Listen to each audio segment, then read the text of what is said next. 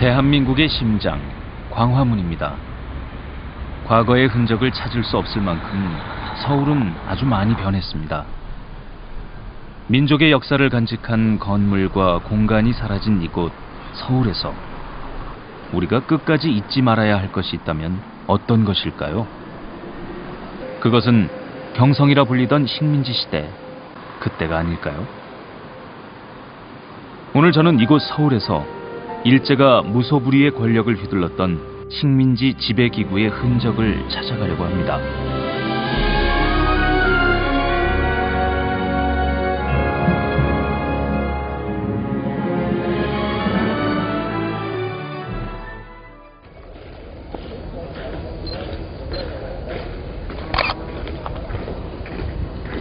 조선시대와 한국 근현대사의 흥망성쇠를 함께한 경복궁을 찾았습니다. 1916년 일제가 경복궁 근정전 앞에 조선 총독부 새청사를 짓기 시작했습니다. 왕조의 심장부를 틀어막아 새 통치자의 위세를 보여주겠다는 의도였을 것입니다. 경복궁의 정각들이 헐려나갔고 정문인 광화문도 철거됐습니다. 1926년 8월 11일 동아일보 사설은 당시의 애통함을 이렇게 담아내고 있습니다. 경복궁 옛 대궐에는 장림에 남은 굳은 비가 오락가락한다. 광화문 지붕에서 뚝딱하는 망치 소리는 장안을 거쳐 북악에 부딪힌다. 남산에도 부딪힌다. 그리고 애달파하는 백이인의 가슴에도 부딪힌다.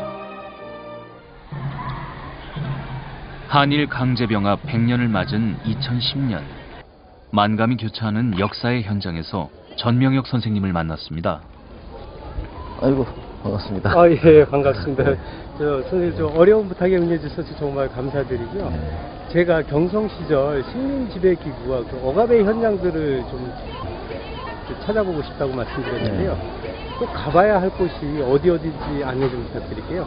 예, 바로 이곳 경복궁에 있었던 그 조선 총독부 터와 그리고 이제 지금 서울시청, 바로 이제 경성부청이 있었던 이 서울시청, 그리고 이제 많은 독립운동가들이 이제 잡혔던 이 종로경찰서가 있었던 이 YMCA 옆에 이제 장안 빌딩, 그리고 이제 그들이 이제 독립운동가들이 재판을 받았던 경성재판소가 있었던 이제 지금 서울시립미술관이죠. 그리고 이제 또 서대문 형무소 등등을 이제 방문하면은 대표적인 그런 식민지 지배의 어떤 공간을 찾아갈 수 있을 것 같습니다. 그러면 뭐 한번 가볼까요? 안내 좀 부탁드립니다. 먼저 조선 총독부 자리를 살펴봤습니다. 선생님, 근정전 앞에 조선 총독부가 있었다고 알고 있는데요. 그 정확한 위치가 어디쯤 되나요? 바로 이 근정전에서 지금 저 광화문이 있는 요 사이에 이 거대한 이 조선 총독부가 이제 들어서게 되는 것이죠. 그러니까 이제 요 중간에 있었던 그 흙내문은 이제 일제에 의해서 이제 허물어지고 지게 되는 겁니다. 그리고 이제 이 광화문도 이제 철거를 해서 동쪽의 건축문 옆에다가 광화문을 이제 두게 됩니다. 그러다가 이 광화문은 이제 1968년에 그 자리로 이제 다시 옮겨지게 되는 것이죠. 당시 총독부의 모습입니다. 국권을 빼앗은 1910년부터 45년 광복까지 35년의 세월 동안 일본의 식민 통치를 시행한 대표적인 지배기구입니다. 조선 총독부 최고 통치자는 총독, 일본 왕의 직속으로 위임받아 육해군을 통솔하고 조선 방위를 담당하였을 뿐 아니라 한반도의 입법, 사법, 행정을 총괄하는 막강한 권한을 가졌습니다. 조선 총독부는 어떤 방법으로 식민 지배를 하였는지 궁금해지는데요. 이 조선 총독은 이 입법, 사법, 행정 및 군대 통수권까지를 장악하는 이 막강한 권력자였습니다. 이 조선의 초대 그 총독인 데라우찌 마사다케는 원래 그 일본 육군 대장 출신으로서 그는 이제 조선인에 대해서 헌병 경찰제를 도입해 가지고 조선을 무력적인 방식으로 그 지배를 하는 이른바 무단 통치를 이제 실시를 하였습니다. 그러자 이제 1919년 이 3.1운동이 일어납니다. 이러한 이 3.1운동에서 보여줬던 우리 민족의 이제 저력의 그 이 일제는 이제 상당히 이제 놀라게 되죠. 그래서 이제 1920년부터 이 문화 그 정치를 이제 실시하는데 이 말이 문화 정치지 사실상 일제의 지배는 더욱더 교묘하고 세련된 방식으로 조선인에 대한 지배를 더욱더 강화하게 되는 것이죠. 일제의 흔적이 남아있는 또 다른 역사의 현장인 서울시청으로 걸음을 옮겼습니다.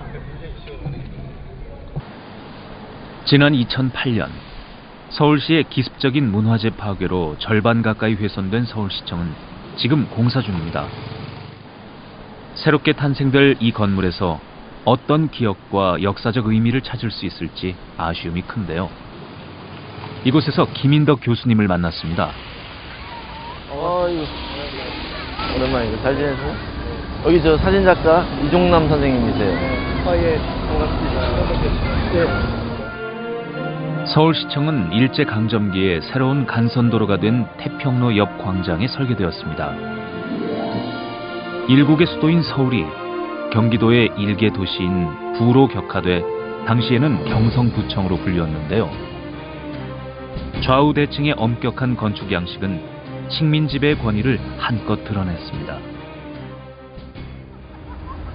요즘 그 가림막이 가려져 있어갖고 청사가 잘 보이질 않네요.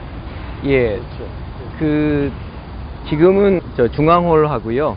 이제 파사드 부분하고만 남아 있고 그 가리개 뒤쪽으로 실제로 공사가 진행되기 때문에 일반 사람들은 이제 들어가서 보지는 못하게 되어 있는데 중앙홀에서는 계단하고 현관 부분이요 그대로 이제 남아 있는 뭐 그런 상태입니다. 근데 사실 이 지금 경성부 청사 가지고 상당히 말들이 많았어요. 이것을 어떻게 보존하는 게 좋을 것인가 그 문제를 두고 그래서 뭐 결론은 부분적으로 파사드하고 중앙홀로 남겨두고 뒤에 이제 건축물을 부과해서 서울시청을 완성하는 걸로 뭐 이제 그렇게 정리가 됐고 건축물은 아마 만들어지면 한국의 특히 서울 중심부의 스카이라인이 좀 바뀔 정도로 13층 정도의 높이인데 6월이라고 하는 건축가 작품으로 경쟁 입찰해가지고 PT를 통해서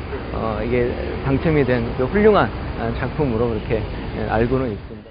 그렇다면 서울시청 역사 같은 게 있을 텐데 그게 어떻게 되는지 좀 궁금해지는데요. 이게 26년에 1926년에 오데라 구미라고 해가지고 일본인 그 건축회사가 이것을 이제 만들었는데요.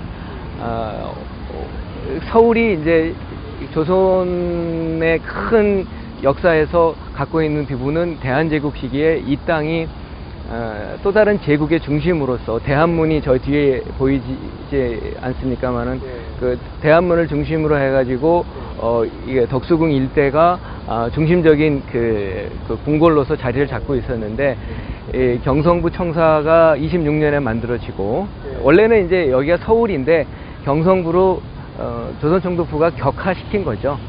그래서 경성부 청사가 여기 들어서고 그 다음에 26년에 이제 그 조선총독부가 만들어지지 않습니까? 그리고 요 앞쪽으로 서울역하고 용산 이렇게 해가지고 한 커다란 라인을 새로 만들었더라고요. 그러니까 그 기존의 대한제국 시기에 갖고 있었던 왕실의 그 전통의 그 조선적 모습이라는 것을 이제 식민통치에 들어가면서 일본이 행정중심 체계로 재편을 하는 과정 속에서 경성부 청사를 여기에 두고 행정중심으로서의 경성부 청사와 함께 조금 전에 말씀드렸던 그 서울역하고 조선총독부 건물하고를 연결시키는 그런 라인을 구축을 하게 되는 거죠. 그러면서 소곡로, 그다음에 태평로, 을지로의 중심으로서 여기가 이제 행정 시스템을 새롭게 꾸려나가면서 식민 통치의 행정적 기반을 마련했던 걸로 이렇게 이해할 수가 있습니다. 일제는 이렇게 통치 기구를 세우고 식민 지배 권력을 위한 제도적 기반을 만들어가기 시작했습니다. 이번에는 일제 조선 총독의 전제 정치 아래 총독의 손발이 되었던 경찰서를 살펴보기로 했는데요. 조선 민중에게 원한의 표적이 되었던 종로경찰서를 찾아갔습니다. 종로 YMCA 옆 장안 빌딩 자리가 당시 서슬퍼런 종로경찰서가 있던 곳입니다. 민중의 지팡이라지만 그래도 경찰서라는 게 그 사람들이 참 그 친해지기 힘든 곳이잖아요. 그 할멈여 일제 감정기에 그 우리 저희 그 선조들의 그 탄압의 상징이었겠죠. 그렇다면 종로 경찰서라는 곳이 당시에 어떤 일을 주로 하는 곳이었나요? 그 일본이 이제 3.1운동 이후에 1919년 3.1운동 이후에 무단 경찰에 의해서, 그러니까 헌병 경찰로 통치를 하던 방식에서 보통 경찰로 통치 시스템을 바꾸게 됩니다. 근데 실제로 그러면서도 내용적으로는 탄압이나 억압의 내용들이 하나도 바뀌게 되지 않고 있거든요.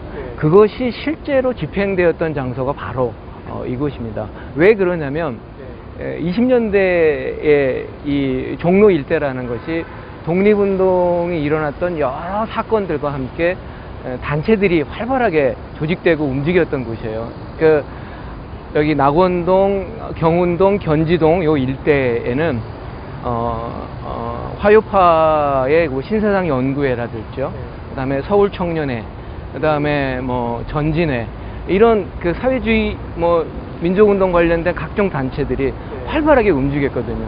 활발하게 움직이니까 바로 그 한 중심에서 독립운동을 탄압하고 저항의 고문으로 직접적인 타격을 가했던 그런 현장이죠. 그리고 이 종로경찰서 바로 옆에가 YMCA라고 하는 건물인데, 이것이 1927년에 가장 대표적인 민족 독립운동의 구심이었던 신간회가 여기서 창립이 되거든요. 바로 그래서 그런 유서 깊은 장소 바로 옆에 있는 곳이죠. 근데 이제 탄압의 공간이기도 하지만 한편으로 그걸 뒤집어 보면 그만큼의 저항이 활발했던 그런 공간으로서의 종로경찰서가 의미가 있다. 그런 생각이 또 듭니다. 그렇다면은 그에 맞는 어떤 처벌 규칙 같은 거 그런 건 혹시 있지 않았나요? 그렇죠. 있었습니다.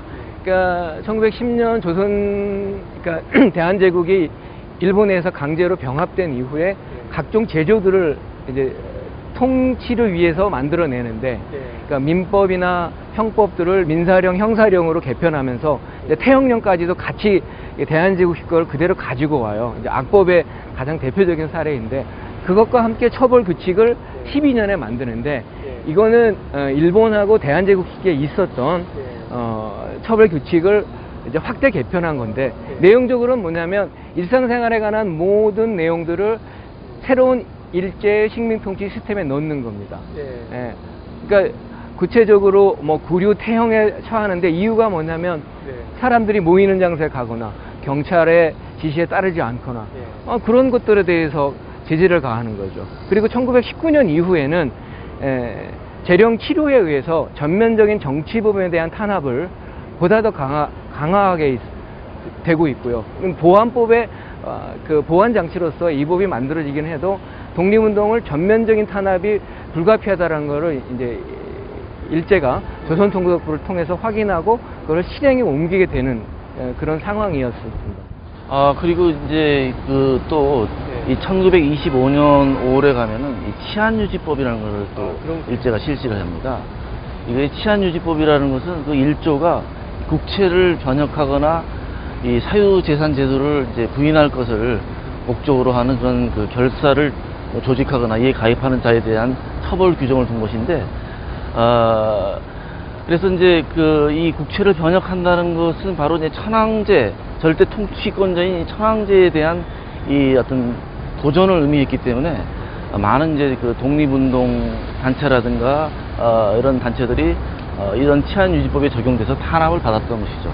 바로 그 현장이 이곳이었던 것이죠. 치안유지법은 1925년에 조선공산당을 탄압하기 위해서 최초로 이게 이제 실제로 집행이 됩니다. 그거 말고도 뭐 흑기연맹을 비롯해 가지고 각종 사회주의 단체, 그다음에 수양동우회 뭐 이런 거 독립운동 세력에 대해서 이 법을 가지고 직접적으로 탄압의 강도를 세게 하고 있거든요. 그래서 35년의 경우 1935년까지 한 1600건 정도가 이 치안유지법 관련해서 탄압 사건이 있었고요. 관련된 인원은 한 1만 7천여 명 정도가 이 법으로 해서 탄압을 받아서 감옥에서 수용 생활을 한 것으로 그렇게 알려져 있습니다. 그래서 이 치안유지법이 갖고 있는 그 병폐와 폐악이라는 거는요, 독립운동 전체를 아우르는 데 있어서 엄청난 그런 내용을 갖고 있었던 걸로 그렇게 설명할 수가 있습니다. 그러면은 치안유지법이나 보안법 같은 게 일본 본토에도 있었나요? 아니면은 우리나라에만 있었나요? 지금 말씀하신 것처럼 1925년 5월에 일본에서 만들어진 법인데 이것이 이제 조선을 비롯해서 대만과 이 화퇴, 그러니까 사할린 이렇게까지 동시에 적용이 된 겁니다. 동시에 적용이 되었던 것이고요. 일본에서는 그 교토대학 학생연맹 사건이라는 것이 최초로 이 일본에서 치안유지법이 적용돼서 적용된 사건으로 알려져 있습니다. 조선의 독립운동과 사상통제의 기제가 됐던 치안유지법. 식민지 조선에서 치안유지법은 농민운동과 학생운동, 사회주의 운동 등 각종 민족해방운동의 탄압을 위한 주요 수단이 되었습니다. 이로 인해 많은 이들이 감옥에 끌려가서 가혹한 고문을 받거나 고통에 못 이겨 죽음을 맞기도 했습니다. 오늘의 기억을 담아봅니다.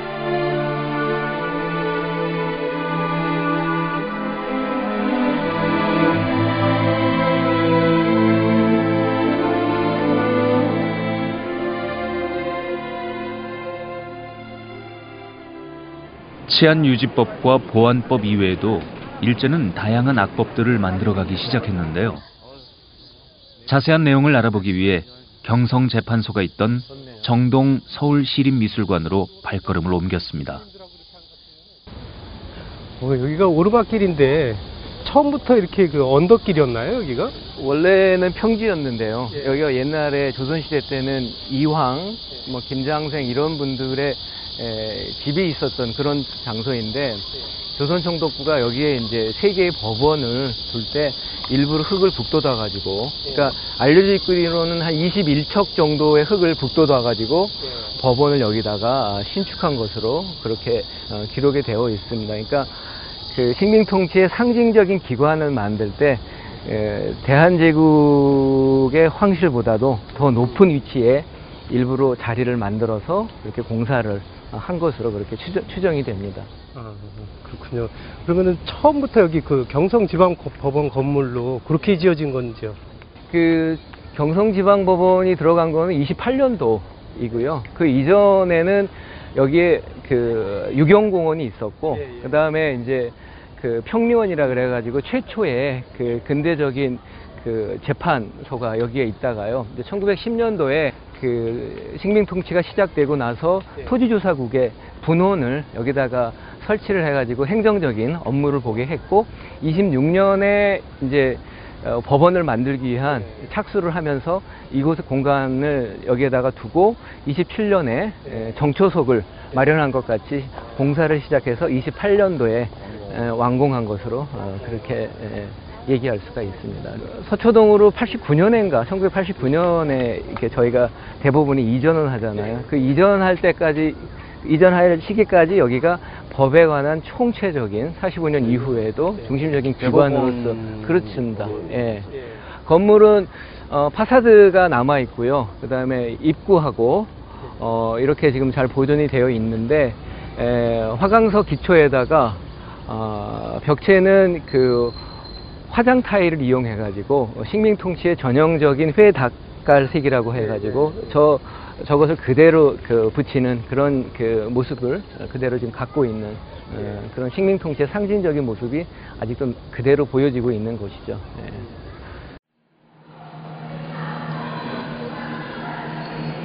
지금은 시립미술관으로 변모해 많은 사람들에게 열린 공간이 되었지만 당시에는 일제의 치안유지법에 따라 검거된 사람들이 이곳에서 재판을 받아야 했습니다. 치안유지법 이외에도 일제가 만든 법률들은 어떤 것들이 있었는지 살펴봤습니다. 일제는 식민지 통치를 위해서 어떤 법률들을 제정을 했나요? 일제는 그 1912년에 재령 7호와 재령 11호를 공포해서 조선 형사령과 이 조선 민사령을 제정하였습니다. 이 조선 형사령과 민사령은 일본의 이 형법과 민법을 조선이 그대로 적용한 그런 그 법령이었습니다. 그 이전에 우리나라 형법 체계 같은 건 혹시 뭐가 또 따로 있었는지 궁금해져요. 조선 시대 이래로 그 중국의 이 대명률에 이제 의존을 하였던 것이죠. 그런데 이제 그 대한제국 시기인 광무 9년 1905년에 이 형법 대전이 만들어지게 됩니다.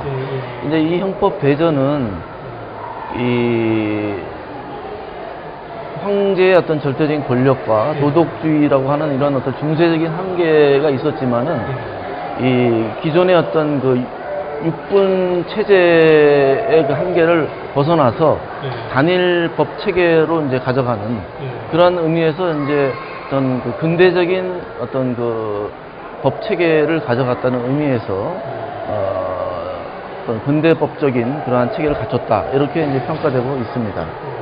그렇다면은 그 일제에 의해 대한제국의 형법 대전이 다 완전히 폐지된 건가요?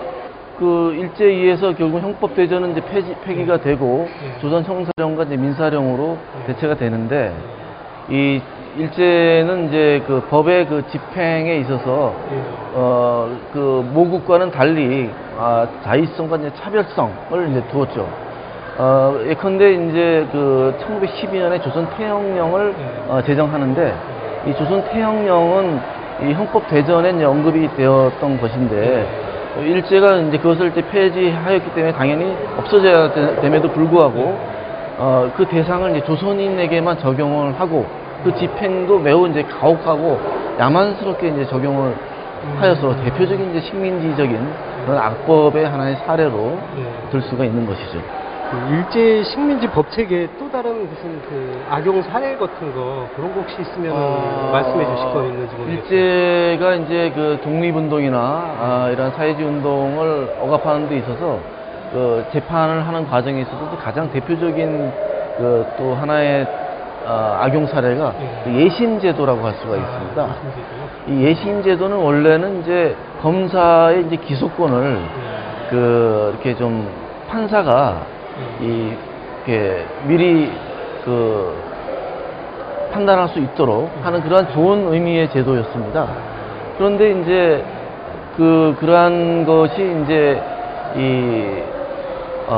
검사와 이 사법 경찰관이 이제 함으로써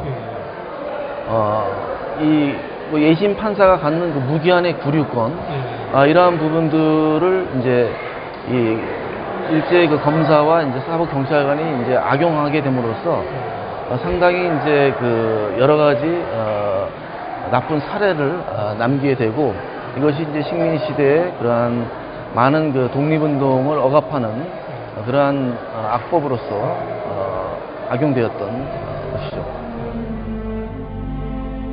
일제의 예심 제도는 해방 후 미 군정 시기에도 미 군정 법령 제21호에 의해 계속 유지되다가 48년 정부 수립 이후 잠시 폐지되었습니다. 하지만 다시 부활해 54년 형사소송법이 제정될 때까지 유지됐습니다. 그 숱한 사연이 이곳 서소문동 37번지 일대에 남아 있습니다. 하지만 미술관을 찾는 이들의 대부분은 이곳이 어떤 역사를 가진 곳인지 알지 못하는 것 같습니다. 경성재판소에서 대법원으로 그리고 다시 문화공간인 미술관으로 탈바꿈했지만 이 땅이, 이 건물이 간직하고 있는 시대의 아픔과 고통 그리고 그 시절 일제의 저항에 외롭게 싸웠던 이들의 정신이 깃든 역사의 현장인데 말입니다. 마음속 깊이 또 하나의 기억을 새겨봅니다.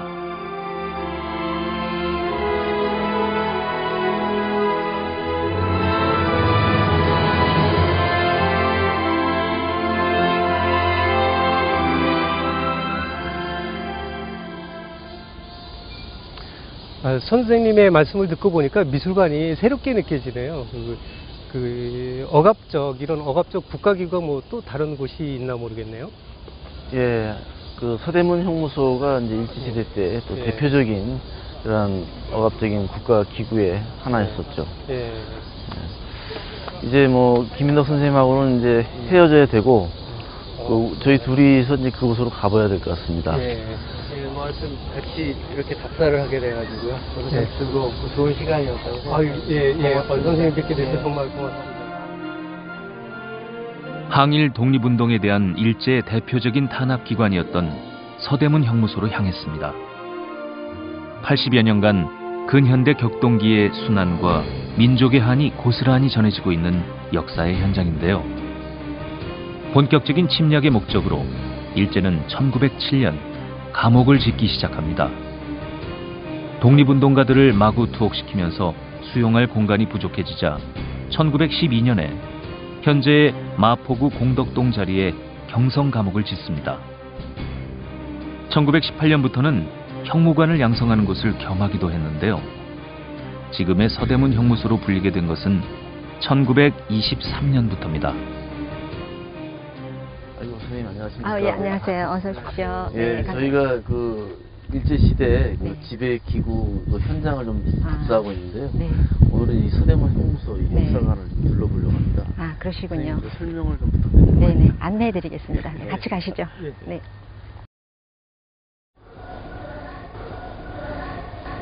네, 이곳은 구옥사로서 예. 그 일제 강점기 때 우리 독립운동가들을 고문했던 그 고문 도구들이 전시되어 있는 곳입니다. 네, 여기가 구옥사라고요? 네 맞습니다. 예, 저도 이 내부로 들어온 건 처음인 것 같은데 진짜 이 상당히 좀 섬찟한 느낌이 듭니다. 그렇죠. 이곳의 규모는 어느 정도 좀 네, 이곳의 규모는요, 처음에 1908년도에 지어질 때는 400여 명 수용 그 규모로 지어졌었어요. 네. 근데 그 뒤로 계속 이제 이곳에 수감될 우리 애국 기사들이 많다 보니까 계속 증축을 거듭하면서 최종적으로는 3,000명 이상, 3,500명까지 수용할 수 있는 그런 규모로 지어져 있습니다. 굉장히 넓어요. 그렇죠. 네. 이곳이 이제 그 정식 그 공원으로 조성되고 역사관이 만들어진 건 언제부터입니까? 네. 1992년도에 역사관으로 조성되면서 독립공원이 조성되면서 역사관으로 명칭이 변경되었습니다. 네. 그리고 이곳이 처음에 지어질 때는 전부 15개 동이었어요. 15개 동이었는데 그 독립공원을 조성하면서 7개 동만 남아 있습니다. 추모비라는 것은 네네. 그 일제시대 독립운동하다 순국하신 분 이곳에서 네. 돌아가신 분. 100여 명. 네. 그리고 돌아가신 분 400여 명 중에 100여 명만 지금 모셔져 있는데 나머지 분은 왜 안 모셔놨느냐? 증거가 없기 때문입니다. 네. 여기 이 수용 기록을 일제가 다 불태웠다고 그렇죠. 하더라고요. 네, 가면서 다 자료를 없앴기 때문에 100% 고증으로 확인이 된 분들만 모셔지고 있고 지금도 계속 그 발굴 작업을 하고 있습니다. 그래서 발굴이 100% 확인이 되는 대로 한 분 한 분 모시고 있습니다. 고문이 여러 가지 유형이 있었다고 그러는데. 네. 고문에는 그 모두 72가지의 고문 그 유형이 있는데 그 중에서도 가장 그 아주 악독한 고문만 골라서 고문을 했다고 그래요. 예를 들면 뭐 여성들에게는 성고문, 또 손톱 찌르기 고문, 또는 그 이렇게 거꾸로 매달아 놓고 비행기 타기 그 고문이라고 그러거든요. 돌리는 거. 그것이 아주 고통스러웠다 그래요. 그리고 전기 고문, 뭐 굶기는 그러한 고문, 또는 물고문도 있는데 그냥 고문이 아닌 물에 고춧가루를 타서 그 마시게 하는 그러한 고문. 뭐 이런 말할 수가 없죠. 그 악독한. 나라 잃은 서름과 모진 고문에 의한 피맺힌 절규가 곳곳에서 들려오는 것 같았습니다. 지난 92년 서대문 독립공원으로 탈바꿈한 이곳에는 옥사와 사형장, 청사를 원형 그대로 보존하고 있는데요. 98년부터는 서대문 형무소 역사관을 개관해 역사의 산교육의 장으로 활용하고 있습니다. 순국하신 애국선열들을 추념하기 위해 건립된 순국선열 추념탑을 찾아갔습니다. 당시 그 감옥에서 순국한 분들도 계시고 네. 이 사형당하신 분들도 계시고 네. 그런데 그런 장소들도 복원이 지금 되었다는 얘기를 들었는데 어떻습니까? 아, 네. 그 대표적인 것이 시구문이 있고 여지하 감옥이 있습니다. 네. 근데 이제 시구문과 그 여지하 감옥은 계속 묻혀 있었어요. 네. 그 일제가 항복하면서 가면서 모든 자료를 없애기 위해서 최대한 없애고 가는 것이 그들의 목적이었기 때문에 그래서 언제 그것이 그쪽은 복원이 됐는가 하면 1992년도 그 독립공원 그 조성하면서 그 산 증인에 의한 고증에 의해서 지하 감옥이 여지하 감옥이 있고 시구문이 있다 해서 확인해 본 결과 과연 그 여사가 이 지하에 네네 있었어요. 여지하 감옥 여지하 감옥. 네 높이가 1.5m도 안 되는 그러니까 유관순 열사께서 거기 계셨는데 네. 유관순 열사의 키가 169cm거든요. 그렇죠. 그러니까 허리도 못 펴고 계셨던 그러한 한 평도 안 되는 그런 독방이 있습니다. 네. 독방이 4군데가 있습니다. 그것은 이미 복원이 되어 있고 현재 복원 작업은 식당도 역시 그 지하에 있었기 때문에 묻혀 있었어요. 네. 그래서 그것도 고증에 의해서 그것을 복원해 놓고 복원하고 네. 그다음에 이제 이 건물들이 낡은 곳이 많고 네. 또 훼손된 곳이 많아서 그런 것을 다 복원하는. 복원을 하는데 1923년도에 그 건물 배치 그 모습 그대로 지금 복원 작업을 하고 있습니다. 네, 그래서 교수님 그러면은 저기 그 어떤 근거로 일제가 이렇게 그 많은 인원들을 이렇게 투옥시켰을까요? 예, 뭐 아무래도 대표적인 그 법률이 이 1925년에 제정된 이 치안유지법이죠. 이 치안유지법에 이거 해서 당시 그러한 그 많은 독립운동가들을 이렇게 이제 이 서대문 형무소에 투옥을 시켰던 것이죠. 그런데 이 치안유지법이 그 해방 이후에도 이 48년 12월에 이제 국가보안법으로 그대로 이제 그 취지가 이어져 가면서 당시 이제 그 권위주의 정권 하에서 이 독재에 반대하는 많은 민주 투사들이 또 이 서대문 형무소에 그대로 또 투옥이 돼서 되었던 것이죠. 그래서 참 그러한 그 과거의 일제 시대의 어떤 잔재, 그런 그 악법 이런 것들이 오늘날까지도 이렇게 남아 있는 그 현실, 이것은 이제 빨리 그 없어져야 할 그러한 그 잔재라고 할 수가 있겠습니다. 그리고 이곳이 이 형무소가 지어지기 전에 그럼 우리 독립운동가들은 일제가 어떻게 탄압을 했는가? 그거는요. 그냥 현장에서 독립운동하다 만약에 잡히면은 현장에서 그냥 돌아가시게 했어요. 그냥 저희들이 갖고 있던 총이나 그 단검이라고 그러죠. 끝에 칼을 단 그런 그걸로 그냥 이 내장을 찔러서 돌아가시게 하는 그런 잔혹한 일을 많이 저질렀죠. 그래서 그것이 국제사회에 알려지면서 일제에게 너희들 이렇게 할 수가 있느냐 그런 그 지탄이 쏟아지니까 그때부터 생각한 것이 서대문 형무소를 짓게 된 동기가 됐다고 서대문 합니다. 형무소가 지어지기 이전에는 직결 처분을 했다는 거죠? 그렇죠. 직결 현장에서 그냥. 2010년은 일제가 우리의 국권을 불법적으로 침탈한 경술국치 100년이 되는 해이자 해방 65년을 맞는 강제병합 100년이 되는 해입니다. 그래서 더욱 각별한 느낌인데요. 1988년 사적 324호로 지정된 후 일반인에 공개되고 있는 이곳은 유관순 열사 등 수많은 애국지사와 항일투사들의 넋이 담겨 있을 뿐만 아니라 해방 이후 좌우익 투쟁과 민주화운동 등 근현대사의 굴곡을 그대로 전해주고 있습니다. 우리 아이들과 함께 꼭 한번 살펴봐야 할 역사의 현장입니다.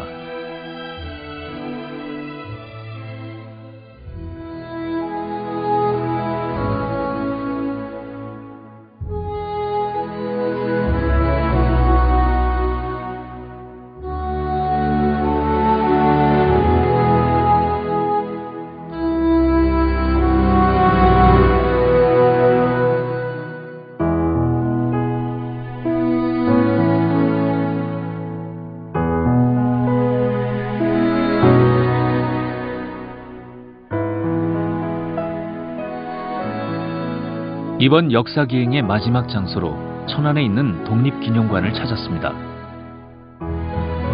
일제 포갑 정치의 상징인 조선 총독부 돔을 둘러보고 독립운동이 어떻게 전개되었는지, 아울러 포갑에서도 이 나라를 지켜내고자 목숨을 건 투쟁을 벌인 이들의 정신을 느끼고 싶어서였는데요. 먼저 이곳으로 옮겨놓은 총독부 건물의 첨탑을 찾아봤습니다.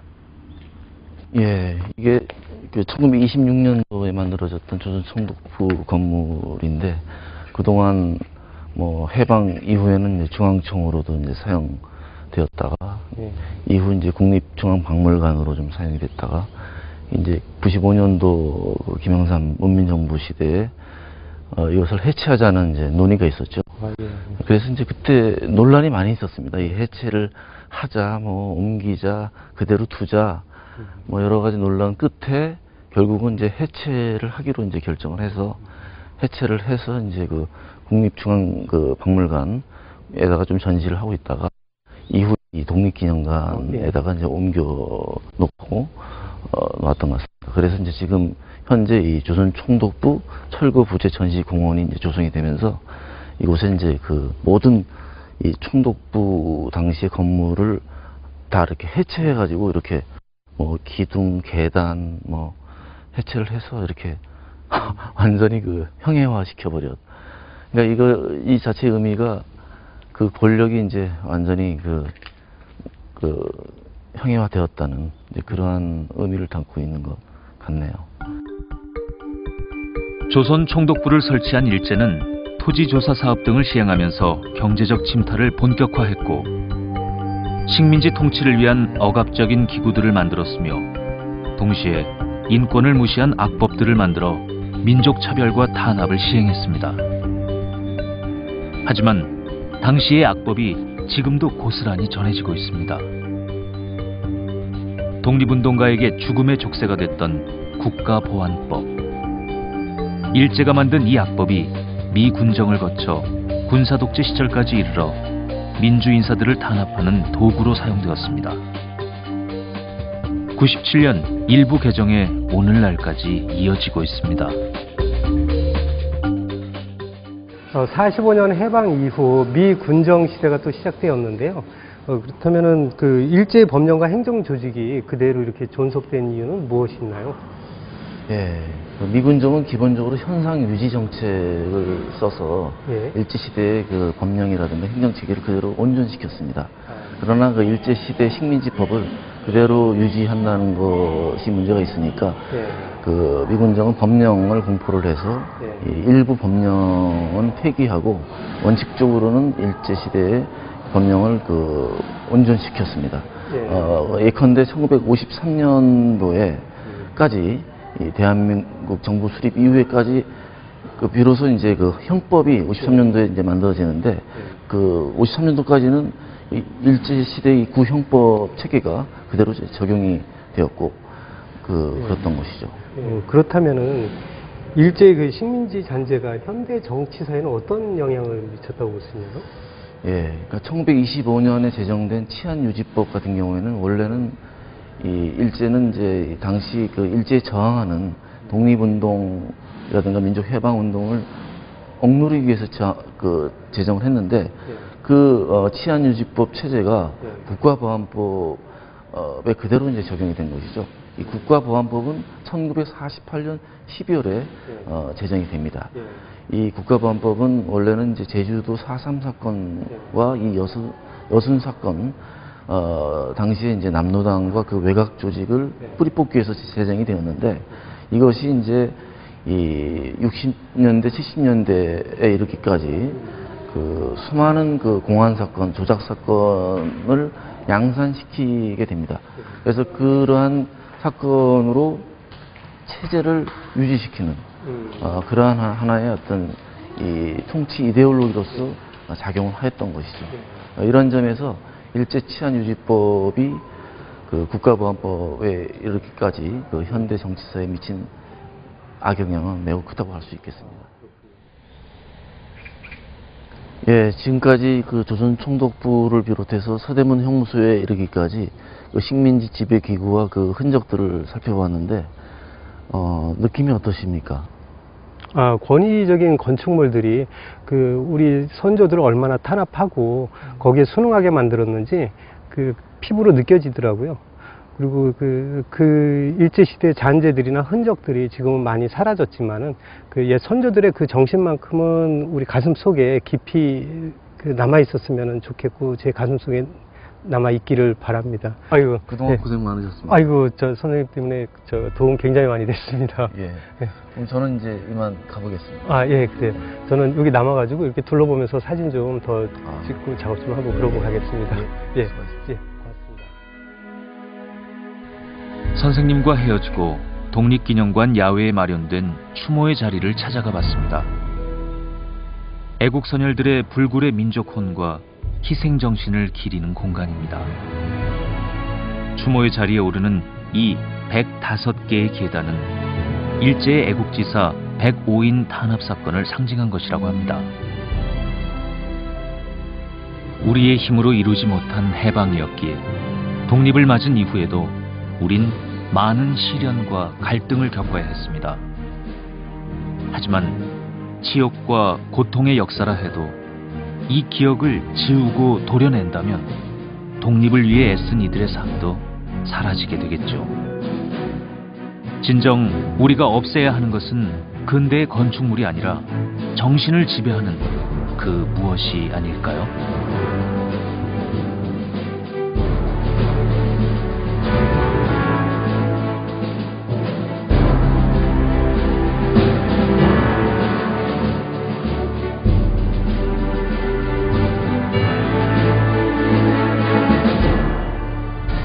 이제 허리가 살만하네요. 제주도는 대나무가 굉장히 중요한 역할을 했어요.